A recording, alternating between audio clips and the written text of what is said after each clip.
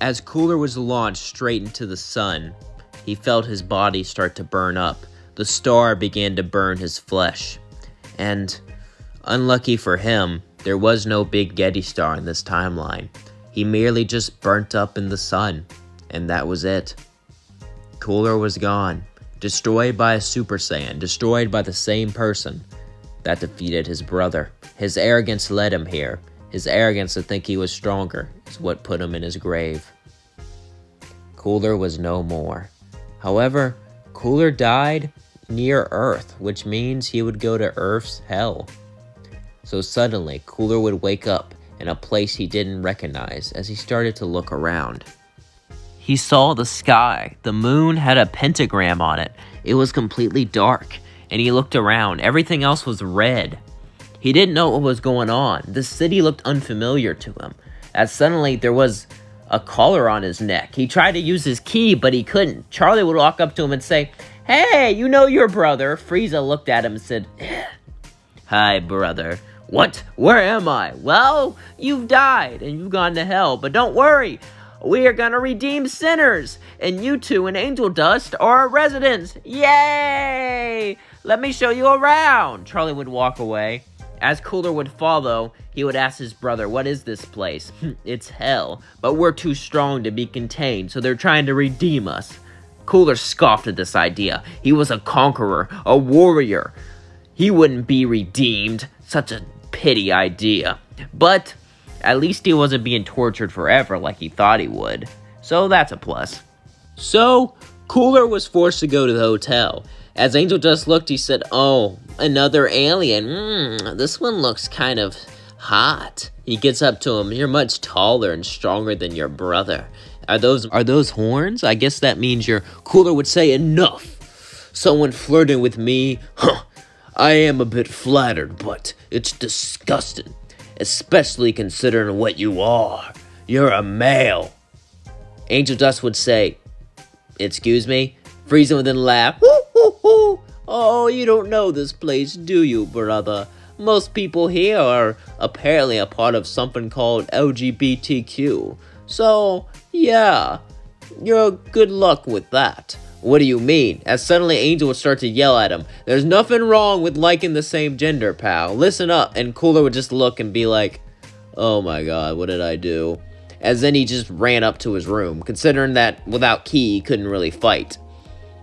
Husker would just laugh.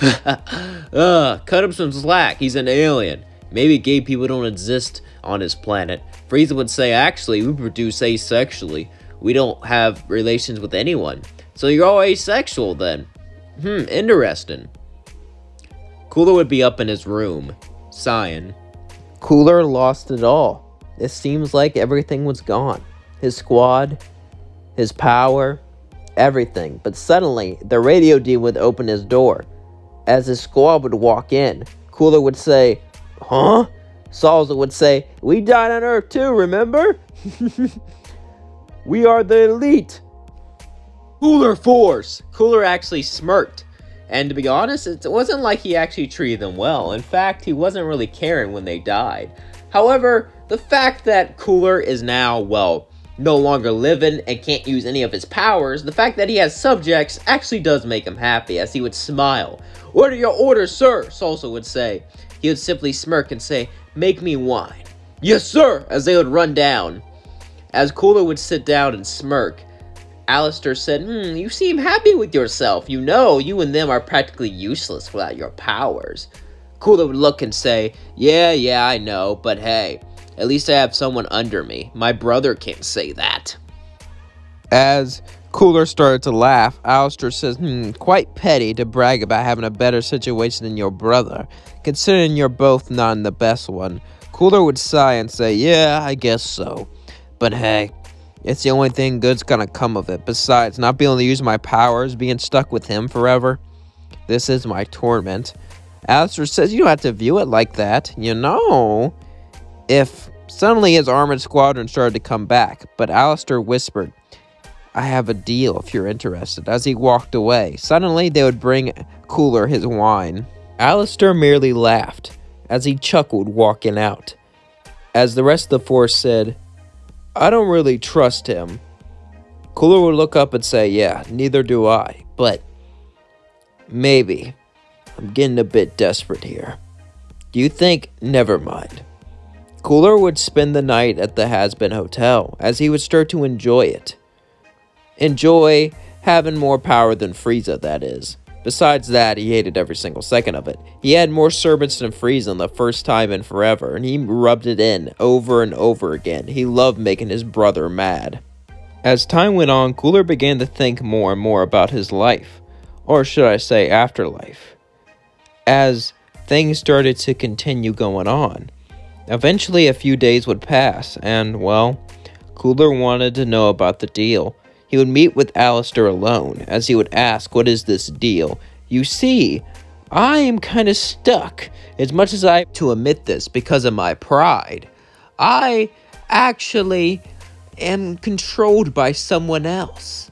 However, I could tell you're a prideful person too. That's why I tell you this. You see, dear, if you help me get free, I'll help free you. Cooler would say, what do I have to do? Suddenly, Alistair would pull up a soul contract as he would smirk. As Alistair would look at him, simply give me your soul temporarily. Cooler would say, you really think I would give you my soul? You think I'm that dumb? Alistair would laugh and say, it's a temporarily contract. It will go away as soon as you complete the deal. I just need you to sign it so you can do it. You see, when the attack happens, I made a prediction that some angels will come here and try to wipe us out. And when that happens, all you have to do is fly through the portal and destroy the holy gates. That will cause heaven to go into complete anarchy, and they'll kick out the person who owns my soul, and she'll have no need for me anymore, so I can basically become free. Sound like a plan? Cooler would sigh and say, not like I have a choice. But when they put down my collar, why should I even do that? Why can't I just wait for that and run away? Alistair then looked at him with a sinister grin. If you did that, Lucifer would destroy you. Trust me. But if you do this, heaven will no longer be a threat, and there'll be no reason for him to do that. And if you just do that without making the deal, then, well, things wouldn't end good for you either. Cooler would say, why? Alistair would slowly walk away. Your brother. I could offer him the same deal, you know. And he could do it. And he could be free in this place. And you would still be in change. What's it gonna be? Are you gonna join me? Or am I going to free your brother instead? Cooler was pissed as he said, fine, bring the contract here. Cooler would reluctantly sign the contract, seeing how this was his only option. Cooler was, well, excited. He was going to be able to get free and even cause some chaos in heaven, get some of his revenge. However, Cooler was also a little bummed out that he had to sell his soul to do so. And, well, maybe he could have just convinced someone else to open his collar, but there was no guarantee. And besides, he couldn't let his brother become that powerful either. Suddenly, as he was there, the portal would open up, and Cooler would fly through it, as Alistair let go of his necklace. As then, he was about to blow open the holy gate. But then, something happened. Peter came through, with God himself from the Hazbin universe. Cooler quickly started to shoot Ki Blast, trying to destroy the early gates. As then, his key would simply disappear, as God from Hazbin Hotel appeared. He looked up at Cooler. Well, well, well. You really want to destroy my creations? I am the god of Earth. Each Earth has a god of the afterlife. And I am here to destroy you, Cooler. You have been judged unworthy to fit into heaven. An alien, a creature of another planet. Truly disgusting. Something I didn't make. I don't want anything a part of it. And you just... Cooler would simply transform and punch him. You talk too much. Come on, God. Let's fight.